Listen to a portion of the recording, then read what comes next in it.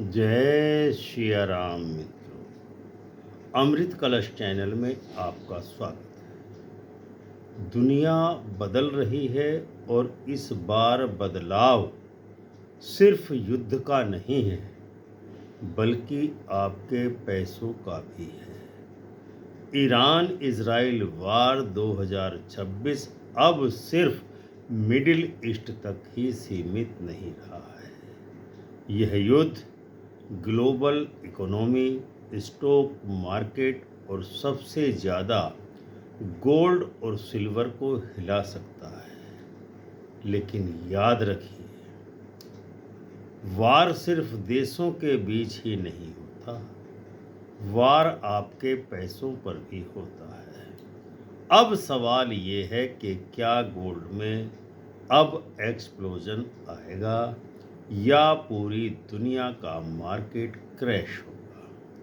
अगर आपने इस युद्ध के संकेत समझ लिए तो आप पैसा बना सकते हैं, लेकिन अगर आपको ने इस युद्ध को समझने में देरी कर दी तो मार्केट आपको तबाह और बर्बाद भी कर सकता है। 28 फरवरी 2026 एक ऐसा दिन जब दुनिया ने एक नए प्रकार का युद्ध देखा। बातचीत चल रही थी, लेकिन अमेरिका और इजराइल ने ईरान पर बड़े हमले कर दिए और उसके बाद ईरान ने भी जवाब दिया मिसाइल और ड्रोन अटैक से। यह एक सिर्फ शुरुआत थी। लगातार होते मिसाइल अटैक्स, एयर स्ट्राइक्स और रिटेलिएशन होते रहे। कई जगहों पर सिविलियन एरियाज में भी प्रभावित हिस्से हुए और आज हालात इतने गंभीर हो चुके हैं कि हजारों स्ट्राइक्स हो चुके हैं। ऑयल टैंकर पर ड्रोन अटैक भी हो चुका है। यूएस ने 11,000 से ज़्यादा टारगेट्स पर हमला किया है। यानी ये कोई छोटा मोटा कॉन्फ्लिक्ट नहीं है, ये है ग्लोबल इम्पैक्ट वाला वार। अब समझते हैं कि इस संबंध में ग्रह क्या कह रहे हैं। राहु भ्रम और पैनिक फैला रहा है।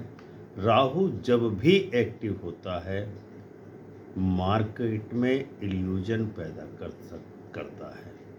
राहु इस समय अपने ही शतभिषा नक्षत्र में चलने के कारण फेक रैली, फेक क्रैश दोनों ही प्रकार की प्रकृति मार्केट में दिखा रहा है। मंगल जो कि युद्ध का कारक है, मंगल ही वार एग्रेशन को बताता है और अभी मंगल की स्थिति पूरी तरह से युद्ध को सपोर्ट कर रही है। हमने पहले भी भविष्यवाणी की थी कि युद्ध अभी लंबा चलेगा, जो हमारी भविष्यवाणी पूरी तरह सच साबित हुई। युद्ध समाप्त होने के कोई हालात नज़र नहीं आ रहे हैं।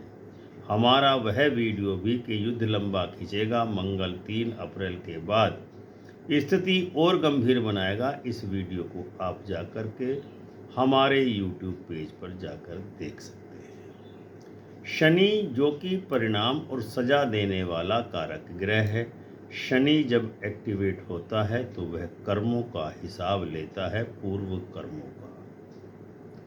और केतु के बारे में ये माना जाता है कि वह चुपचाप आता है और चुपचाप सब कुछ छीन करके जो लोग अनएथिकल और करप्ट सिस्टम को अडॉप्ट करते हैं, उनको सब कुछ बर्बाद करके चला जाता है। इस समय शनि, शुक्र, बृहस्पति, राहु और केतु 5 ग्रह अपने स्वयं के स्वामित्व वाले नक्षत्रों में गोचर कर रहे हैं। यानी कि और मंगल भी शनि के प्रभाव में आ चुका है। यानी कि जो सिस्टम अब वीक हो रहा है वह टूटने ही वाला है। बुध ग्रह जो कि मार्केट की साइकोलॉजी को गवर्न करता है, इस समय बुध भी गलत डिसीजन दिला रहा है कमज़ोर होने के कारण। रिटेल ट्रेडर्स इसमें सबसे ज़्यादा फंसते हैं। अब सबसे ज़रूरी सवाल आज के इस वीडियो का क्या है? वार का मार्केट से क्या कनेक्शन है? सबसे पहले इसका प्रभाव होता है जो ऑयल पर इम्पैक्ट होता है। मिडिल ईस्ट को ऑयल का हब माना जाता है। वार के और वहीं वार हो रही है, इसीलिए वार होने से ऑयल सप्लाई रिस्क पर आ चुकी है। ऑयल का संकट बढ़ेगा तो इन्फ्लेशन निश्चित ही दुनिया में बढ़ने वाला है, और इन्फ्लेशन बढ़ेगा तो मार्केट गिरना है, ये तय है। लेकिन वार से स्टॉक मार्केट कैसे रिएक्ट करता है? वार होता है तो जन सामान्य में फियर फैलता है, डर फैलता है, भ्रम फैलता है। इन्वेस्टर्स अपना पैसा मार्केट से निकालने लगते हैं और स्टॉक मार्केट गिरता चला जाता है, और वहाँ से पैसा निकल करके सेफ एसेट्स में पैसा इकट्ठा होने लगता है। अब सेफ हेवन शिफ्ट क्या है? जब मार्केट में डर बढ़ता है तो आम इन्वेस्टर गोल्ड को खरीदता है। यही है सबसे बड़ा गेम इस युद्ध के कारण जो अब घटित होने जा रहा है। अब समझिए, वार में सबसे ज़्यादा फायदा किसको होता है? वो है गोल्ड, क्योंकि इसकी लिमिटेड सप्लाई है, यूनिवर्सल ट्रस्ट है इस पर लोगों का, और क्राइसिस में हमेशा सेफ रहता है। हिस्ट्री बताती है कि हर बड़े युद्ध में गोल्ड का प्राइस हमेशा ही बढ़ा है, और इस बार भी अगर वार एस्केलेट हो रहा है जैसा कि दिख रहा है ग्रहों के प्रभाव से, तो गोल्ड में निश्चित ही एक्सप्लोजन आ सकता है, क्योंकि इन्वेस्टर्स पैनिक में गोल्ड ही खरीदेंगे। सेंट्रल बैंक भी अपने स्टोरेज में गोल्ड ही बढ़ाएंगे, रिजर्व में गोल्ड ही बढ़ाएंगे। लेकिन सिल्वर ड्यूअल नेचर का मेटल है, इंडस्ट्रियल मेटल भी है और प्रीशियस मेटल भी है। वार में इस बार क्या होगा? क्योंकि इंडस्ट्री स्लो होगी तो सिल्वर की मांग निश्चित ही घटेगी। रिजल्ट ये होगा, सिल्वर गिर सकता है या बहुत ज़्यादा वोलेटाइल हो सकता है। मार्केट के क्रैश की पॉसिबिलिटी क्या हो रही है? अब सबसे ख़तरनाक सिनेरियो हम आपको बताने वाले हैं। जैसा कि ग्रह इशारा कर रहे हैं, वार बढ़ेगा ही, और अगर वार बढ़ा तो क्रूड ऑयल स्पाइक करेगा, इन्फ्लेशन स्पाइक करेगी, इंटरेस्ट रेट्स का प्रेशर सरकारों पर क्रिएट होगा, स्टॉक मार्केट क्रैश होगा ही होगा। जैसा कि ऑलरेडी संकेत मिल रहे हैं, ग्लोबल टेंशन बढ़ता जा रहा है, इकोनॉमिक इनस्टेबिलिटी भारत ही नहीं विश्व के समस्त काफ़ी देशों में इकोनॉमिक इनस्टेबिलिटी आ रही है, सप्लाई चेन का रिस्क सबके सामने है। अगर स्ट्रेट ऑफ हॉर्मुज ब्लॉक हुआ तो ग्लोबल इकोनॉमी हिल जाएगी, क्योंकि 20% तेल और गैस यहीं से आता है।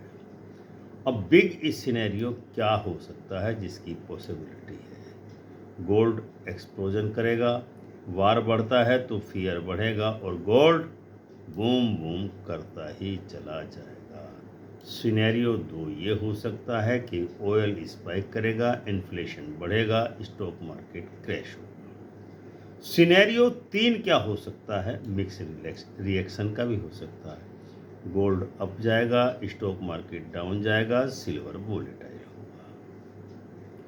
अब आते हैं short term versus long term. Short term में वोलेटिलिटी रहेगी, सडन मूव्स आएंगे। लॉन्ग टर्म वालों के लिए गोल्ड बुलिश है। आने वाले 2 वर्षों में गोल्ड वहां पहुंचने वाला है जिसकी किसी भी इन्वेस्टर ने अभी तक कल्पना भी नहीं की। उस लेवल पर गोल्ड पहुंचने वाला है, और लगभग गोल्ड इतना पहुंचेगा कि कम से कम 2 गुना गोल्ड होगा ही होगा। स्टॉक्स में अनसर्टेनिटी रहेगी। अब आज के इस वीडियो का सबसे ज़रूरी हिस्सा, तो ऐसी स्थिति में इन्वेस्टर आम क्या करें। पैनिक बिल्कुल ना करें, ट्रेंड को देखिए, गोल्ड डिप्स पर हमेशा बाय करते रहें। फोमो में बाइंग नहीं करनी है, ओवर लेवरेज नहीं करना है। तो फाइनल ट्रुथ ये आता है, जैसा कि हमने वीडियो की शुरुआत में आपको बताया था, कि याद रखिए, वार सिर्फ देशों के बीच ही नहीं होता, वार आपके पैसों पर भी होता है।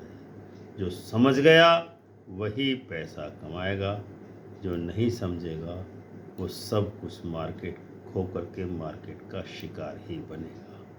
अब आपको बताना है और कमेंट करके बताना है कि गोल्ड एक्सप्लोजन करेगा या मार्केट क्रैश करेगा। वीडियो पसंद आया हो तो वीडियो को लाइक और शेयर अवश्य करें, और ऐसे ही डीप एनालिसिस के लिए चैनल अमृत कलश को सब्सक्राइब करके ज्वाइन अवश्य कर लें। मिलते हैं अगले विश्लेषण में, तब तक के लिए प्रेम से बोलिए जय सिया राम।